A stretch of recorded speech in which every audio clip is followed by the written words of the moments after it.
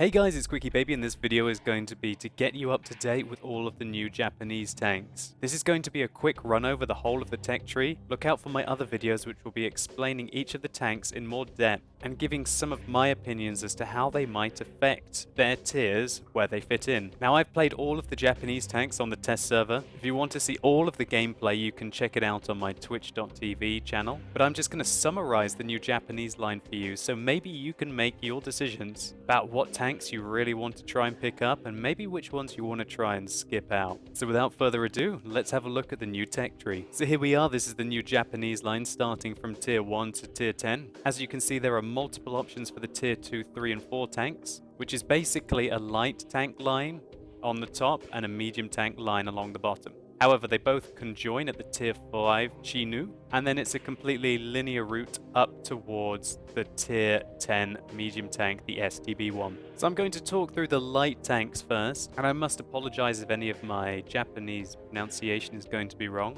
This is the Renault Otsu. This is the tier 1 tank.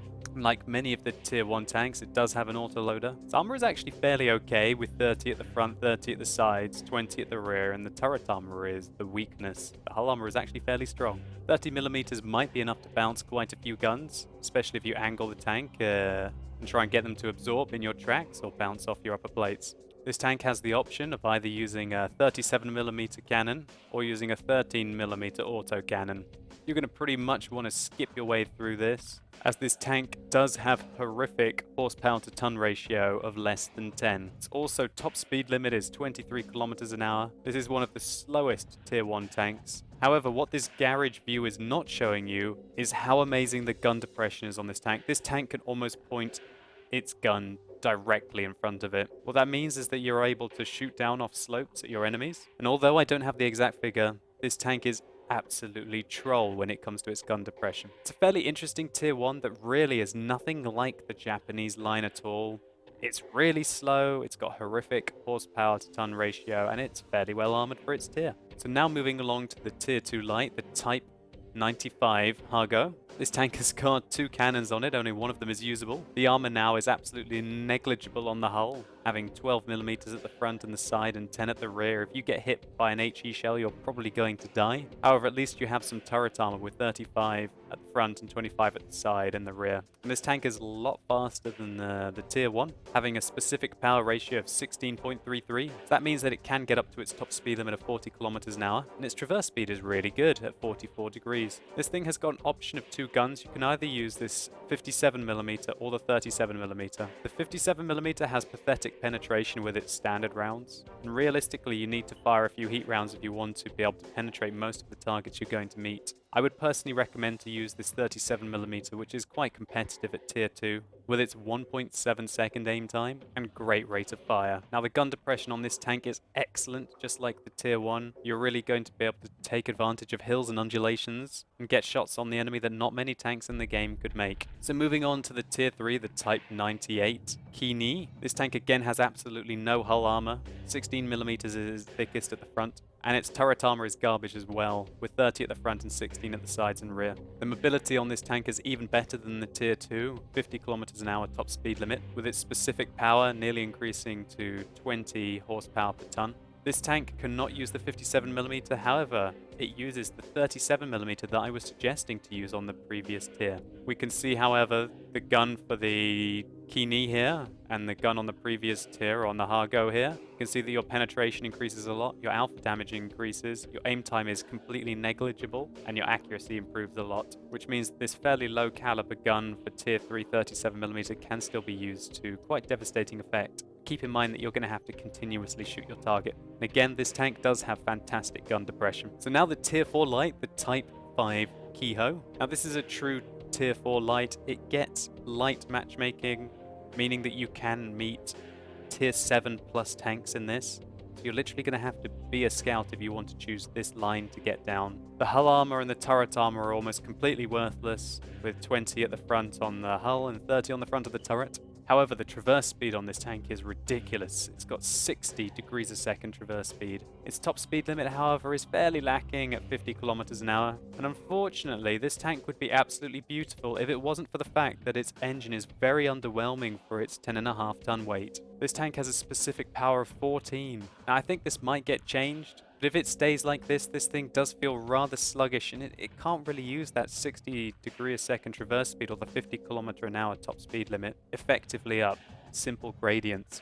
Your choice of gun, however, is rather nice on this tank, going up to a 57mm. With 2.3 seconds aim time, you're going to have to pick your shots more carefully. You've got a beautiful rate of fire of 25 rounds a minute with your average damage of 75, giving this tank some really nice DPM for a tier 4 light. If only this tank's engine was a little bit better, this would be quite a nice tier 4, and I would probably play my way up the tech tree with this tank, irrelevant of the fact that I might meet some tier 7 plus tanks. So that was the light line. Let's take a look at the medium line instead. So the tier 2 option is the Genie. This is a ridiculous looking tank. Look at this. And as you can see, there's only one turret, so you can't get a bigger turret on this tank. It looks just so silly. So this tank basically has no armor for a tier 2. Its top speed limit is a lowly 30 kilometers an hour. Its traverse speed is a great 38, however. Its engine power is 135, even though the tank nearly weighs 10 tons, which means that it's not the fastest of low-tier tanks.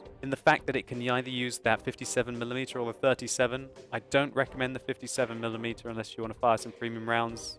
I do feel that the 37mm will probably do you best. However, you might struggle with that too. I really don't like the look of this tank. I would try and avoid it at most costs. So here is the tier 3, the Chiri. The Chiri goes up in caliber and it can use a 47mm gun at tier 3, which is very nice indeed. This is an inaccurate gun. However, like the other Japanese tanks, this has got excellent gun depression. Its specific power ratio is over 15, which means that it's able to traverse around fairly quickly and get up to its 40 kilometer an hour top speed limit. I don't think that this tank should be that painful to play through, so it might be worth, in my opinion, skipping out the tier 2 and starting at tier 3 if you don't have very much free experience. Here's the tier 4, the type 1 Chiri, that goes after the Chiri. This tank can either use a 57mm or a 75mm derp. The derp is very inaccurate indeed at 0.53. However, the aim time is fairly good at 2.3 for a derp. You're going to lack penetration, but you're going to really pack some alpha damage with 110. However, I would still recommend that the 57mm is probably more than enough at tier 4. When you compare this to the Matilda, however, you're really going to lack that penetration to be able to go through your targets. At least you do have some frontal armor now with 50mm on the hull and on the turret. However, considering this is a tier 4 tank, don't expect that to take much punishment, and your side armor and your rear armor are garbage. Basically, this is a fairly mobile tier 4 medium tank. There's really nothing special about it, although it does pack some gun depression. Okay, so now the line converges at the Chinu, and this is in my opinion where the tree starts to matter, as it's going to cost you 31,000 experience to research that tier 6 Cheeto. Now you guys will know that this is the Chinu Kai, which is currently available in the 8.9 patch. It's a tier 5 premium tank. I've done a full tank review on the Chinu Kai, so if you're interested in thinking about how the Chinu is going to perform, then keep in mind that video and I'll try and explain some of the differences. Firstly, to clarify that the guns on the tanks are exactly the same, so if you played the Chinu Kai, then you know exactly what to expect with the gun on the Chinu. The main differences are the fact that the turret armor is actually weaker on the Chinu, but the turret traverse is much better. Now, the Chinu Kai's turret armor with 75mm at the front at least was capable of bouncing occasionally. The turret armor on the Chinu, the non-premium tank, is going to be 50mm at the front, but the turret traverse increases to 36 from 30, which is a very welcome change. Now, the main differences between the Chinu and the Chinu Kai is the fact that Chinu is slightly lighter and its engine power is significantly better. In fact, the Chinu gets a specific power of over 15 horsepower to ton, whereas the Chinu Kai has just over 11. Unfortunately, the track traverse in the Chinu does degrade slightly to 34 from 38. However, the engine power difference is really going to allow this to be a lot faster to accelerate and get around the battlefield compared to its premium counterpart. So in a nutshell, the Chinu is a lighter version of the Chi with a more powerful engine which allows it to accelerate more quickly. However, its turret armor is weaker, but its turret traverse is better, but it does lose some track traverse as well. Considering that I didn't really like the Chi, I don't really think the Chi is going to be a very good performer. However, that doesn't mean that it's not going to be a viable tank to play through. But when we compare it to some of the other tier 5 tanks in the game, it's really not going to be one that you're going to want to keep in your garage. So now we're moving on to the tier 6 medium tank, and it's where the line starts to get fat. Look at this Cheeto. This Type 4 Cheeto seems to have eaten all the pies. And it's worth mentioning that the Cheeto is where the line starts to become prototypes rather than tanks that were actually produced in World War II like the Chi. The Tier 5 Chi, there were 60 of them made in total, with no more made being due to shortages as the game tooltip tells us. The Tier 6 Cheeto had 6 chassis produced, but only 2 tanks were actually built on their basis. So the Type 4 Cheeto has a fantastic amount of hit points at 820. And it really needs them because its hull armor is 75mm at the front, 35 at the side, and 35 at the rear. And its turret armor is 75 at the front, 50 at the side, and 50 at the rear, which basically means that this is a big box with quite a lot of health but not a lot of armor to go around. Now this tank has a Mitsubishi engine, but that doesn't necessarily mean that it's going to have a good specific power ratio, which is just over 12 tons, which means this is actually a very slow medium tank. Now, whereas it does have a fairly good top speed, a bit of 45 kilometers an hour, this sluggish horsepower to ton ratio is going to make it quite slow to traverse the battlefield, especially considering its traverse speed is only 30 degrees a second. Now, you'd be right in thinking that you'd hope that this tank would have a gun that would make it competitive, and you'll be happy to hear that the gun depression, although it's not as extreme on the tiers 1 to 4 tanks, is still available, and you will be able to use your gun depression quite effectively in the Cheeto. Now, this tank does have a very competitive gun for a tier 6 medium tank, 130 alpha damage with 15.79 rate of fire, 155mm of penetration with its standard ammunition, 0.36 accuracy and 2.1 second aim time. It's fairly similar to the Chinu's gun, 75mm. It's just a little bit better, basically. It's a better version of the Chinu's gun. So this Tier 6 Cheeto gun, the best way that I'd like to tell you guys is it is a Cromwell gun. So effectively, that's a very nice gun to have on a Tier 6 medium tank. It's just a shame that this really isn't a medium in my opinion. It's a gigantic box of a tank with very little armor and not enough speed to truly call itself a medium tank. I would consider this to be more like a lightly armored heavy, and I don't really think that this tank is going to be able to compete that well against such tanks as the M6, for example. This is slower than the KV-1S, it's more lightly armored than the KV-1S, it doesn't have the alpha damage of the KV-1S, but fair enough, it has some DPM. This really isn't going to be a very competitive tank in my opinion, especially considering its view range is unexceptional as well at 360. This is unfortunate because you're going to have to get 52,000 experience points to get the Chiri, which is the tier 7 Japanese medium tank. So looking at the Chiri here, you can see that it's again a gigantic box of a tank. It's very similar in mobility to the Cheeto, as its specific power is just shy of 13 tons. Its track traverse is 34, and its top speed limit is slightly lower at 42 kilometers an hour. This tank, again, gets a huge amount of hit points, 1,250 for a tier 7 medium. And its armor, again, is absolutely nothing special, with 75 at the front, 75 on the turret, although it's a gigantic target that you'd really have to try and miss. Pathetic side hull armor of 35, 35 on the rear, and 50-50 on the turret. Fortunately, this is where the tank starts to develop this gigantic cupola, which is very annoying for trying to hide. One of the strengths of the Japanese tanks is their excellent gun depression. However, if you have gigantic soft cupolas on the top of your tank, it's going to be an absolute pain. Now, what you need to know about this tank is that it does indeed get the same 75mm as the previous tank. As an option here, it's got a brilliant rate of fire, it's got a very low aim time, and its accuracy is good. However, its penetration dynamics and its alpha damage are not special for tier 7. But this tank becomes first tier 7 medium tank in the game with an autoloader. Now again, I'm just going to go over this quickly because I'll be doing more detailed videos on the tier 7 plus tanks. But as you can see, this autoloader fires 3 shells with only 1 second delay between the shells. So that means that it can fire all 3 of its shells within 2 seconds after the first one is fired. And its time of loading another 3 shells is only 10 seconds. That's got a very underwhelming alpha damage of 130. But when you multiply that by 3, it becomes 390. Being able to do 390 damage in 2 seconds is pretty brutal, especially when you want to finish off those really low health targets. If you come around the corner, you might be able to finish off a low target and plant your other 2 into the other tank and then pull back. Now, its aiming time is very, very low indeed, which means that you can probably afford to use binoculars on this tank. It cannot use vertical stabilizers at tier 7.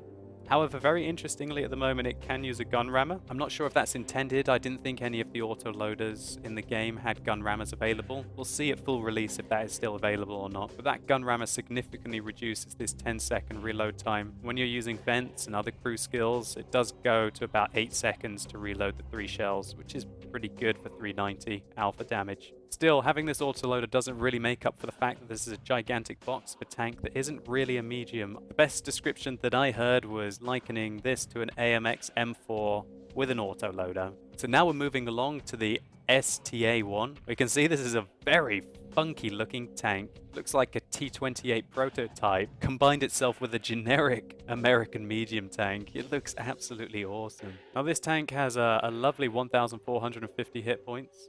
It's not the heaviest of tanks at 35 tons, and thank goodness it starts to regain some medium-like engine power with this Mitsubishi 570 brake horsepower engine.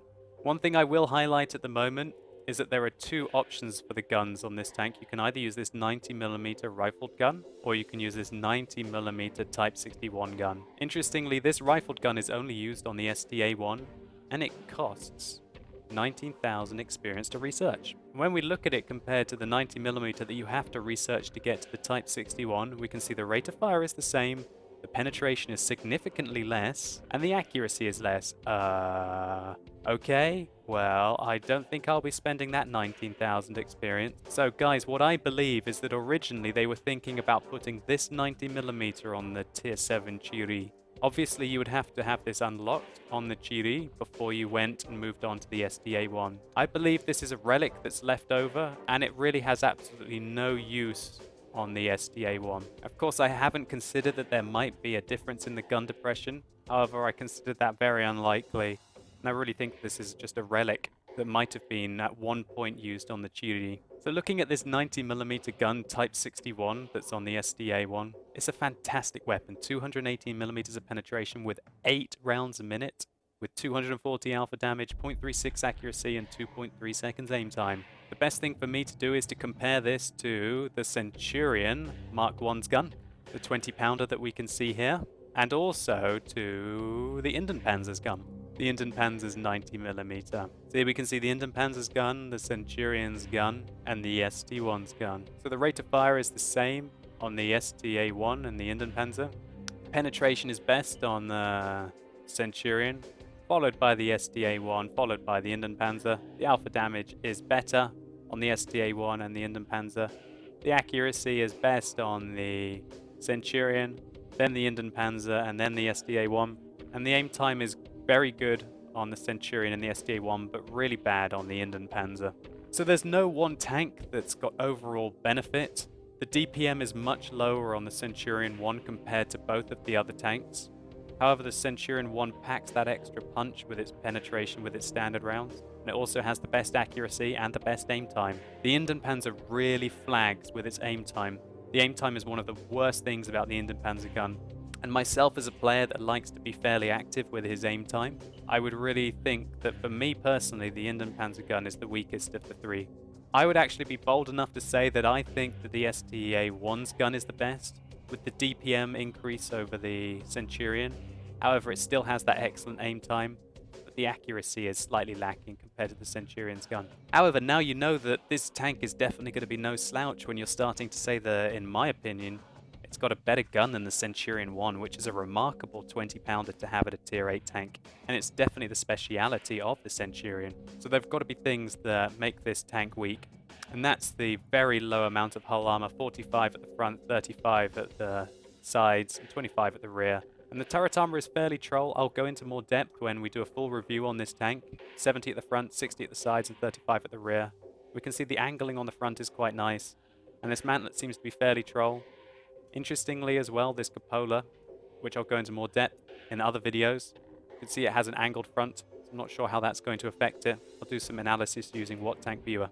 This tank also marks where the turret traverse starts to become excellent with 42 degrees a second, and its view range does take the jump up to 390 meters. So considering that the traverse speed on the tank is 44 degrees, the top speed limit is 45, and the engine power is pretty darn good, this is a fairly mobile tier 8 medium tank with a really good gun. And for me personally, this is where the tree starts to become really playable. I really like the look of this tank, and I feel that this is going to be where the tree becomes sweet for me. I can't wait to play the SDA-1. I think I'm going to just try and get through the Chiri as quickly as I can, and then try and pick up the SDA-1. I might even think about free experiencing all the way to the SDA-1. And that's just how much I like it. And I think this might be the sweet spot to start at for a player who has got a lot of free experience saved up. I can't wait to see how it performs. So once you've researched that 41,000 experience gun, and then you've researched the 169,000 experience Type 61 tank, you're going to have one of the most interesting tier 9 mediums in the game. As we can see, it's very tall. It's very similar to, for example, a VK4502A from the side. That's really not a very good thing considering its side armor is really bad, 35 at the side on the hull and 25 at the rear. And its turret armor is 60 on the side. However, one interesting thing is that there's actually an ammo box at the tank. We did some testing and you can actually shoot through this. So the turret armor only starts here, but you know, from the side, that's a gigantic profile. Just stick your gun there, and unless you get really unlucky and shoot through there, you're just going to massacre the side of this tank.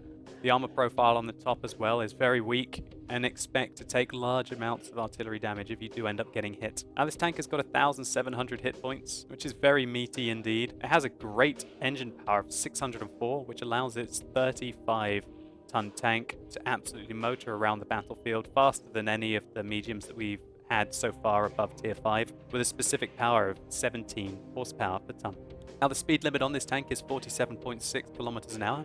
Traverse speed is an excellent 48 degrees, and the turret traverse is 42 degrees a second, and it does start to get what I would call, you know, the kind of tier 9, tier 10 view range of 400 meters. I will highlight, however, that you've got this ridiculous R2-D2 kind of thing. It looks like an alien just landed from space and wedged itself in top of this tank. This can be a fairly good thing, as this does count as a viewport, so you can almost like poke over slopes using your viewport. However, you will get spotted, and if you can see the enemy with your gun, they definitely can see you, and they can just shoot this all day long. It's a gigantic weak point on top of the tank. So far you must be thinking, well, this is a fairly mobile, gigantic box of a tank with very low armor and weak points. What's special about it? And that is this 105mm rifled gun. This is an absolute beast of a gun, and it's probably a contender for the best tier 9 gun, at least on any of the medium tanks, but possibly on any of the tanks. Now, why is this gun so special? Well, the tank's got an excellent aim time of 2.3 seconds. Its accuracy is okay at 0.36. The alpha damage is standard for 105mm of 390. It's got a great penetration of 258, and it fires APCR as standard, which means that its shells have got a very high velocity speed. Now, this is the strength, 6 rounds a minute rate of fire on a tier 9 medium. Now that 6 rounds a minute doesn't seem very impressive compared to the E50's gun, considering the E50 has recently been buffed and received 6.25 rounds a minute. However, the main difference is that the penetration on the E50 is 38mm less than on the Type 61. Its accuracy, fair enough, is a lot better, and its aim time is a touch better. However, really, that E50's penetration is not enough to really blast its way through the front of most tier 10 tanks, whereas this rifled gun on the Type 61 is. Better comparison is looking at the gun on the Centurion 7.1. You lose a little bit of penetration compared to the gun on the Centurion 7.1, 10mm, and a little bit of accuracy, but you gain 20% DPM compared to the Centurion 7.1, which is massive. And it's the same as the Leopard prototype. You'll know that the 105 is very similar. When you upgrade the turret on the Leopard prototype, this does go up to 5 rounds a minute, and the aim time does get better. So basically what we're looking at here on the Type 61 is a gun that's sort of mixed between the E50's gun and a gun that's mixed between the gun on the Centurion 7.1. Penetration is slightly less, but significantly better than the E50's. Its accuracy does take a hit, but its rate of fire goes up astronomically. So if you can make the gun on the Centurion 7.1 and the Leopard prototype work, then you sure as hell are going to be able to make the gun on this Type 61 work. And that's why this tank becomes quite exciting for me. I think the fact that it's got some really bad features like the cupola on the top and its armor is not very strong will not make it amazingly better than, for example, the Centurion 7.1. But having that extra 20% top speed limit and the fact that you've got 20% more DPM really makes it a contender. You guys will know that Centurion 7.1 is a very strong tank. Having that extra top speed to allow you to get places quicker, as well as the extra DPM, that's what I'm really looking forward to. And I think the Type 61 will be a really nice tank to play through. I'll do a video on this tank and make it quite detailed, so definitely stay tuned for that. Now, for what many of you have been waiting for, this is the Tier 10 Japanese medium tank, the STB-1. And you'll be forgiven for saying it looks quite futuristic for this game. And that's because wargaming are really, in my opinion, starting to push the boundary in a way. There were 2 prototypes made of this. One was manufactured in 1969, and in 1970 the prototypes were shown to journalists in a military parade. So in fact, this really is a 1970s tank that never really came to fruition. But let's not discuss whether 1970s tanks should be in the game. Let's take a look at how it's been balanced to be able to fit in. Now again, this is going to be a quick run through. I'll be doing a more detailed approach to the analysis on this tank. Just to let you know that this tank does indeed have a standard hit points of 1,950. Its weight limit is just shy of 38 tons when it's fully equipped. And it's got an excellent engine of 750 brake horsepower, which means this tank has got a specific power of just shy of 20 tons. Now the top speed limit on this tank is an excellent 53 kilometers an hour. That's really nice. And its traverse speed is also a brilliant 52 degrees a second. Now its hull armor is 110 on the front, 35 on the side, and 25 on the rear. There's quite a large gap that you can see in between the tracks here. That is just a gigantic weak point, really. And this lip here isn't really spaced. What this means is that if you catch this tank from the side, you're going to absolutely wreck it. And if you catch it from the rear, you're absolutely going to wreck it. Now, its turret armor is fairly interesting. On paper, it says it's 132, but I can tell you that its mantlet at the front of the tank is very troll indeed. Its side armor is 132 as well, and it's very well angled, which means that you can get bounces. However, I've noticed that there's a divide. If you're aiming at an STB-1, you want to be aiming here, back, and you will penetrate nearly every time.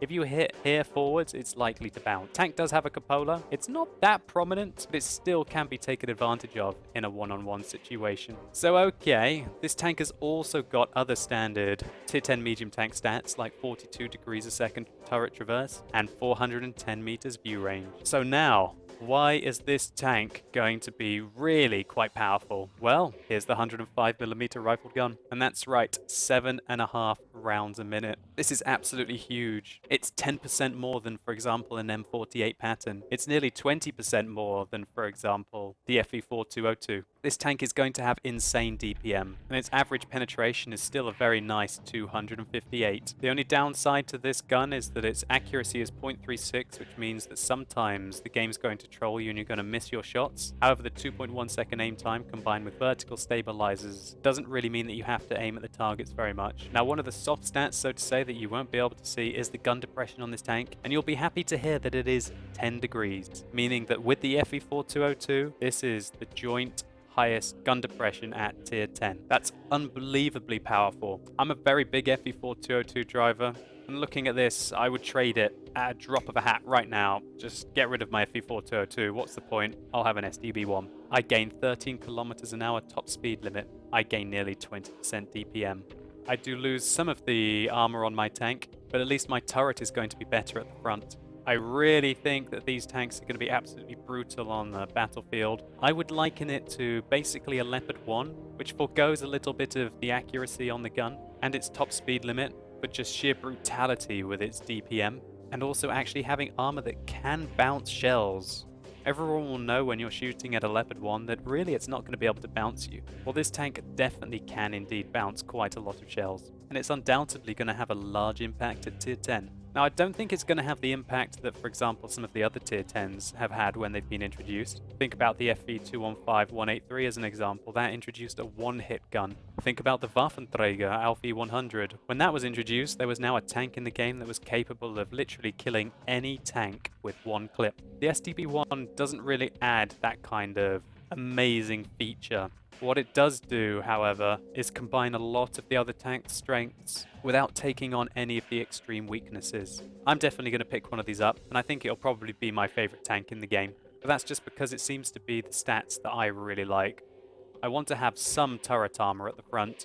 I want to have some hull armor at the front that I can use. I want to have the gun depression, and this has got the best, and I want to have some DPM. And that is what the STB1 is all going to be about. So anyway guys, this video has been the overview of the new Japanese tech tree. Hopefully you now know all about the Japanese tanks that are going to be added. If you've enjoyed this video or it's been helpful to you, please consider rating it down below. I'd really appreciate it. Tell me what you think about the new Japanese tech tree, especially where you think you're going to jump in. Maybe you're the kind of player who's been saving up a lot of free experience. What kind of a tier are you thinking of free experiencing to? Personally, I'm thinking about jumping in at tier 8, possibly tier 7, and hopefully I've justified that to you guys. Anyway, I'm going to keep working and try and get you more detailed videos with gameplay now of all the different high-tier Japanese tanks. Hopefully you'll enjoy them and check them out. But as always, thank you so much for watching. You've been epic, and hopefully I'll see you soon.